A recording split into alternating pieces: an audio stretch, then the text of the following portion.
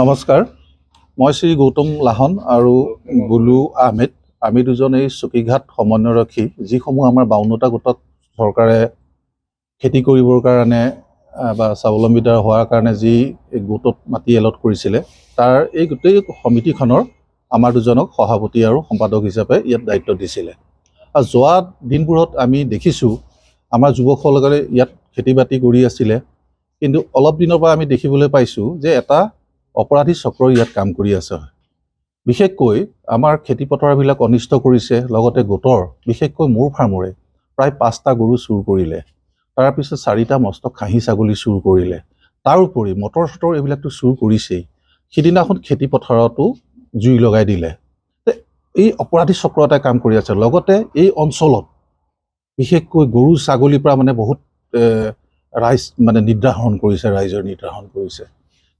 ইতিমধ্যে আমি গম পাইছোঁ যে ইয়াত কেইবাটাও আগতে আমাৰ ইয়াত স্থানীয় যিসকল যুৱক আছে তেওঁলোকে চোৰ ধৰি পেলাই আৰক্ষীক গতাই দিয়া উদাহৰণ আছে। যোৱাকালিও এটা তেনেকুৱা একেই ঘটনা ইয়াত সংঘটিত হৈছে। যিজন কিবা বক্কৰ কি আলি নে কি, আবু বক্কৰ আলি, আমি যেতিয়া ইয়াত চকীঘাটত মাতি যেতিয়া আমাক গোটসমূহক চাৰ্কল অফিচাৰে চঞ্জাইছিলেহি, সেইদিনাখনো যিটো ঘটনা ঘটিছিল, সেই ঘটনাত তাত আছে, সেই ভিজুৱেল আমাৰ হাতত আছে। আৰু সেইদিনাখন আমাৰ যিজন ভাৰপ্ৰাপ্ত আৰক্ষী বিষয়া তেওঁকো মূৰ ফালি দিছিলে। এনেকুৱা এটা সাহস কৰি আছে। আৰু আমি যদি কিবা এটা কৰিবলৈ যাওঁ, এইটো ৰাজনৈতিক কিবা ষড়যন্ত্ৰ বুলি দেখুৱাব বিচাৰে। কিন্তু এনেকৈ থাকিলেতো নহ'ব। আমি প্ৰশাসনৰ লগত আমি তেওঁলোকক সহায় কৰি আমি কাম কৰি যাবই লাগিব। অকল সামান্য এখন থানা, কেইজনমান পুলিচে এই বৃহৎ অঞ্চলটো হয়তো কভাৰ কৰিব নোৱাৰে। ৰাইজৰ সহযোগিতা আগবঢ়াবই লাগিব। কিন্তু ৰাইজৰ সহায় সহযোগিতা আগবঢ়াবলৈ যাওঁতে ইয়াক এক ৰাজনৈতিক ষড়যন্ত্ৰ বুলি তেওঁলোকে উপস্থাপন কৰিব বিচাৰিছে। তথাপিতো আমি প্ৰশাসনক যে আমাক এইখিনি ক্ষেত্ৰত তেখেতসকলে সহায় কৰক, যে উপযুক্ত যিখিনি অপৰাধী তেওঁলোকক শাস্তি দিয়ক, তেতিয়াহে সমাজখন ঠিকে থাকিব। এয়াই আহ্বান আমাৰ। হয়, মই হিকমত আলী, মোৰ দোকান ইয়াতেই। কালি যেতিয়া হাল্লা হৈ আছিলে, তেতিয়া মই দোকানত নাই যদি ওচৰে পাছৰে আছিলোঁ, কিন্তু হাল্লাৰ সময়ত মই আহিছোঁ। আহি কিনে কিবা ছাগলী উঠাই লৈ গৈছোঁ বুলি মনত ভৰাই তেখেতে হাল্লা চিল্লা কৰি আছে, গাঁৱৰ মহিলাবিলাকেও হাল্লা চিল্লা কৰি আছে। মই আহিছোঁ। তেখেত আবু বকৰ ছিদ্দিক আৰু তেখেতৰ গেঙো আছিলে লগত, কিন্তু নাই। তেখেতে এনেকৈ হাল্লা শুনিছোঁ। শুনাৰ পিছত তেখেতে আকৌ মই যেতিয়া গুচি যায়, মই তেতিয়া তেখেতক পালোঁ যে গুচি গৈ আছে, পৰি গৈ দুখ চুখ পাইছে। এইটো মই দেখিছোঁ যে পৰি দুখ চুখ পাইছে, মই এইটো দেখিছোঁ। আৰু এতিয়া কি কৰিছে? এতিয়াতো পিছত আকৌ তেখেতে কি কৰিছে, প্ৰশাসনৰ সহায় লৈছে নে কি কৰিছে, এইটো পিছত মই আকৌ ক'ব নোৱাৰিম।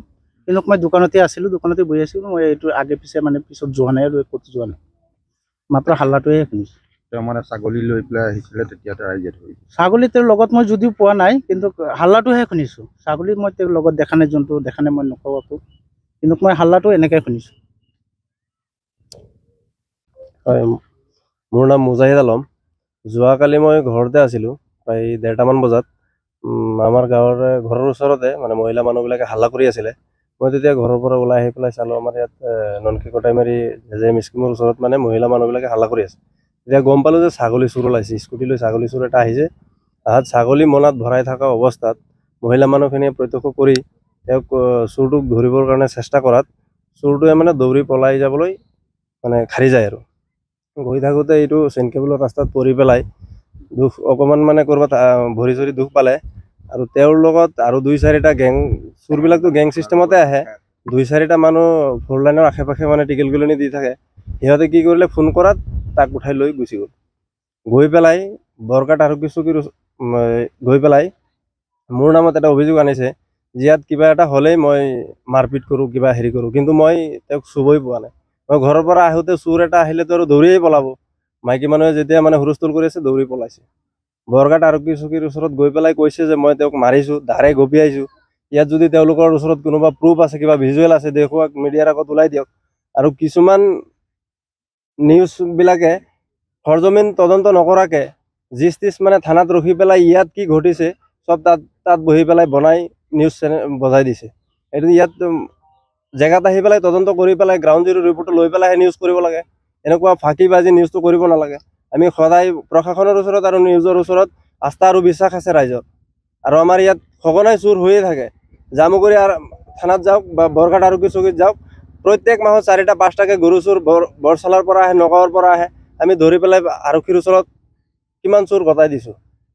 গতিকে এনেকুৱা চুৰ কৰি পেলাই, ছাগলী চুৰ কৰিব আহি পেলাই যদি ৰাইজৰ খেদা খাই গৈ আকৌ বৰঘাট আৰক্ষী চকীত গৈ পেলাই তেওঁলোকে নিউজ কৰিছে যে মই তেওঁক মাৰিছোঁ, ধাৰে গপিয়াইছোঁ, আৰু ইয়াত কিবা এটা ঘটনা হ'লে মোৰ নামটো বজাই দিয়ে গৈ পেলাই।